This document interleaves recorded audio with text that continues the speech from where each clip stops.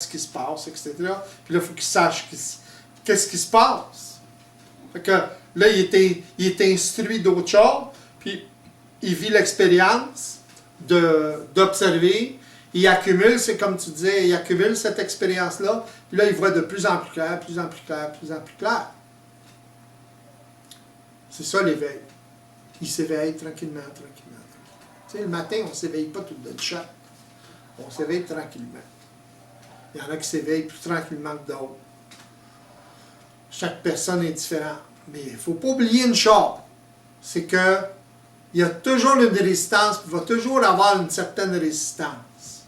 La résistance, elle provient des programmes, des habitudes que vous avez, des habitudes involutives à vivre dans un monde ou dans une réalité involutive. Alors, c'est ça qui crée de la résistance, puis elle est totalement inconsciente, cette résistance-là. Il faut pouvoir l'observer, la résistance. Au début, c'est quelqu'un d'autre qui peut vous dire « Ah, il y a de la résistance, là, tu ne la vois pas, mais il y a de la résistance. » Vous la faire voir, puis là, hop, plus vous êtes en mesure de la voir, plus vous devenez autonome. À la voir.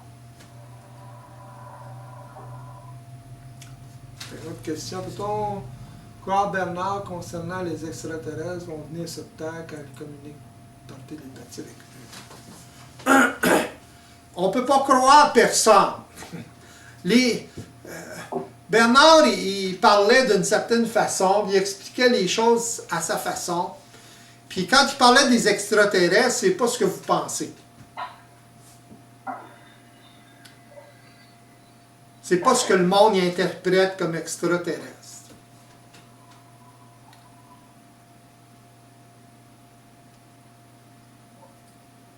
Des extraterrestres, là, c'est beaucoup plus... comment je dirais ça? Les extraterrestres, c'est beaucoup plus, en fait, l'homme nouveau, l'homme qui s'éveille. Autrement dit, l'être humain involutif perçoit ou se perçoit dans le temps, parce que les extraterrestres, ils voyagent dans le temps, hein? Dans les différentes dimensions, etc. C'est ça les croyances populaires. Alors, la perception évolutive des extraterrestres et la perception évolutive des extraterrestres, c'est totalement différent. Alors, l'homme nouveau, dans le fond, c'est lui l'extraterrestre. Autrement dit, c'est l'homme dans le futur. Il se voit dans le futur, mais il se voit à partir des yeux involutifs. Voyez-vous? Puis l'homme futur, il va communiquer de façon télépathique. Ça veut dire quoi, ça? Ça veut dire qu'il va communiquer d'une façon beaucoup plus vibratoire. Autrement dit, il va compter beaucoup plus sur la vibration que sur la forme. Il va servir de la forme, mais il va se servir de la forme pour véhiculer la vibration. C'est là que ça devient télépathique. Autrement dit, si je parle avec Pierre, puis il comprend ce que je veux dire, il saisit ce que je veux dire, parce qu'il est capable d'écouter ce que je veux dire, et non pas la forme de ce que je dis seulement. S'il s'arrête seulement à la forme de ce que je dis, à ce moment-là, il est dans une conversation ou une communication psychologique. S'il ne s'arrête pas à la forme, il est capable de capter ce que je veux dire, il est dans une communication télépathique. À ce moment-là, il y a deux extraterrestres qui se parlent. Le terme extraterrestre, là, ça veut dire tout simplement extra-humain. C'est une perception. Ça ne veut pas dire que les extraterrestres, ça n'existe pas en chair et en os, dans le sens qu'il y a des civilisations dans le monde, c'est évident qu'il y a des civilisations, probablement des civilisations encore plus avancées que la nôtre. Ça ne veut pas dire qu'ils vont être plus évolués nécessairement. Ils peuvent être plus avancés techniquement, mais moins évolués que l'homme nouveau, par exemple. Ou plus évolués que l'homme. Ça dépend. On ne le sait pas. Bon, moi, je ne l'ai jamais rencontré, en tout cas. Alors, c'est des possibilités. Mais quand Bernard parlait des extraterrestres, il parlait de l'homme nouveau. Il ne parlait pas des extraterrestres comme certains en parlent.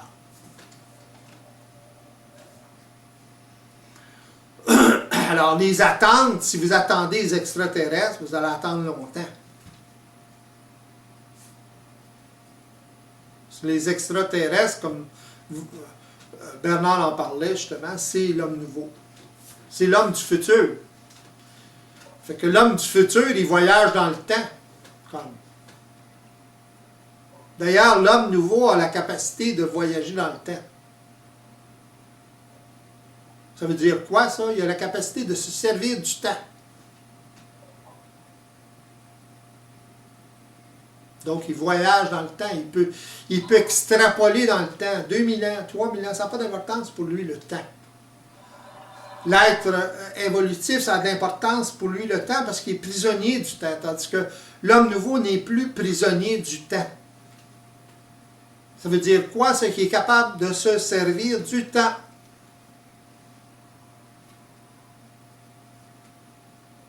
Il y a des façons de se servir du temps. Je ne rentrerai pas là-dedans, mais il reste pas assez de temps.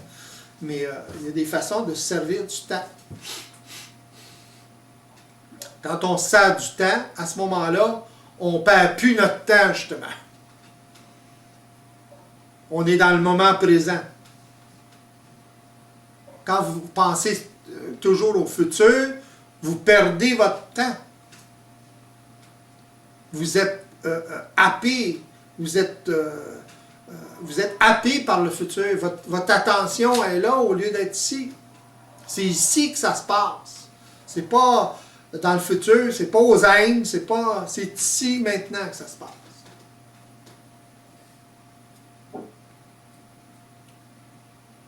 Tu vois ce que je veux dire, Pierre? Tout à fait. Mais pour les extraterrestres, c'est quoi les manifestations que les gens rapportent qui ont vu des extraterrestres, des secours, des ci, des ça? C'est qu'il y a différentes... les gens ils ont des sensibilités différentes. J'écoutais quelque chose dernièrement, et puis le gars expliquait, il a fait des expériences, justement, avec des caméras infrarouges ou des caméras qui peuvent voir le soir. Là. Oui. Bon, ben, il y avait deux caméras, et puis il y avait une caméra qui montrait les nuages en plein jour, là, comme ça, puis il n'y avait rien. Puis l'autre caméra, juste à côté, on voit une lumière qui se promène.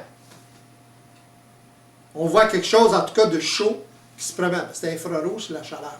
Fait que, on voit quelque chose de chaud qui se promène dans les airs. On ne le voit pas sur la caméra ordinaire, mais on le voit à l'infrarouge. Alors, il y a quelque chose qui se passe. Là, j'ai écouté une autre vidéo, parce que ça m'intéresse, ces choses-là. J'ai écouté une autre vidéo, puis justement, quand je regardais certaines vidéos, je me suis demandé s'il n'y avait pas des entités biologiques qui se promenaient dans l'espace. Puis là, ben, il en parle scientifiquement d'entités biologiques qui se promèneraient dans l'espace, rondes justement, qui ressemblent à des soucoupes volantes que la NASA enregistre justement constamment. Alors, il y a des choses il semble avoir des choses dans l'espace biologique qu'on peut voir à l'infrarouge surtout.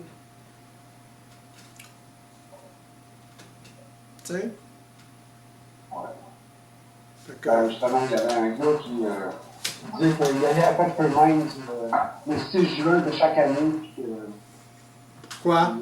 Avec une caméra infrarouge. Puis lui, il avait eu plusieurs contacts avec les extraterrestres. Puis il trouvait, puis que lui disait qu'il y avait, on n'avait rien à craindre. Que c'était des grands blonds, puis qui sont là pour nous aider, tatata. Ouais. Moi, je ne lis pas la présence d'extraterrestres non plus, mais je me dis, tant qu'on ne se connaît pas, tant qu'on n'est pas en contact avec nous-mêmes, c'est la seule façon de s'en sortir, pour moi, en tout cas, d'être tellement conscient de ce que je suis, puis de rien attendre de personne d'autre. D'être capable de faire la part des choses.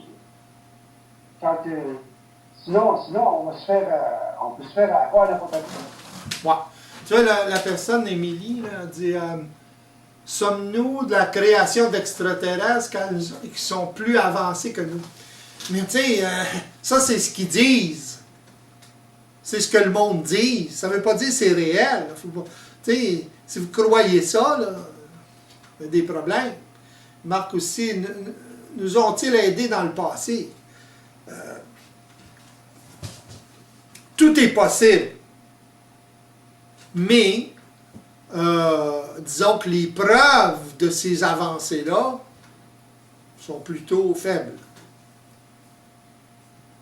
Oui, il y a peut-être eu des civilisations qui sont venues dans le passé. Il y a plein d'extraterrestres ou de whatever. Il y en a qui avancent que la planète Mars était peuplée avant d'êtres qui ont immigré sur la planète Terre. Alors, tu sais, chez les Sumériens, justement, il y a beaucoup d'anecdotes au niveau d'êtres revenus du ciel. Il y a même des sculptures qui ressemblent étrangement à la navette spatiale de la NASA. Alors, tu sais, c'est quoi? Tu sais, ça peut être des visions dans le futur. Ça peut être plein des choses. Ça peut être aussi physiquement. Mais là, il faut avoir les preuves, il faut le regarder de façon scientifique. Il ne faut pas croire à toutes ces affaires-là. Il y a tellement de choses qui sont avancées sur Internet. Si vous croyez à toutes ces affaires-là, bien de valeur, mais vous allez capoter. C'est ce que je disais, c'est que si tu n'es pas centré, tu peux te faire charger. Incroyablement. Incroyablement. Parce que l'univers est vaste, c'est sûr qu'il y a plein de choses. C'est ça. Voyez-vous à quel point l'être humain est hors sa puissance? Il n'est pas en puissance. Il attend tout le temps des êtres qui vont le sauver. Bababi. C'est nous autres c'est nous qui allons nous sauver. Pas des êtres venus d'ailleurs, puis des dieux grecs, puis des ci, puis des ça. Ça, c'est des transpositions des anciennes croyances. Là, les gens ont remplacé Dieu par les extraterrestres. C'est du pareil au même. C'est nous, en tant qu'être, en tant qu'esprit, en tant qu'ego, qui allons nous aider. Nous-mêmes.